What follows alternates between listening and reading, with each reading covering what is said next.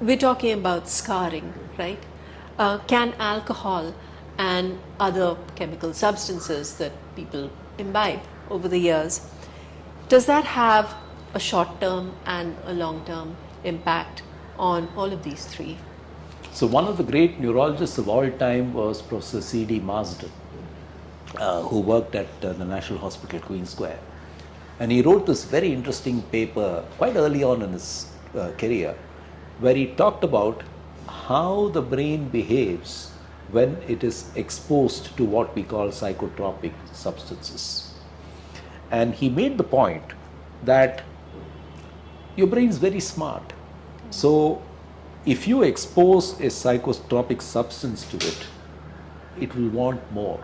And how does it want more? It grows more receptors for that substance, right? And then you give it more, and then it wants more. So you can set up a vicious cycle. Now clearly this doesn't happen to everyone. There are people, but definitely there is a relationship between the brain and how it behaves towards a psychotropic substance and how your relationship with that psychotropic substance evolves over time.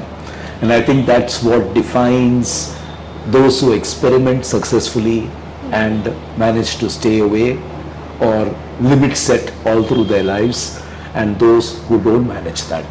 I think there is definitely a biological relationship.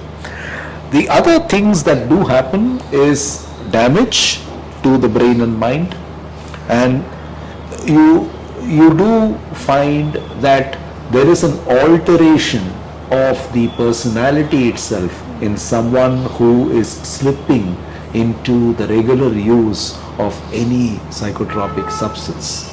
Right. And sometimes they do things that they themselves would have been ashamed of in an earlier part of their life. Very classically, someone who's habituated to alcohol, stealing from their own home in order to fuel the habit. Something that they would consider very, very bad and would have never done in normal circumstances. So that actually goes back to the psyche, isn't it? It does, yes. There is an alteration of the psyche, if you can call it that. Yeah.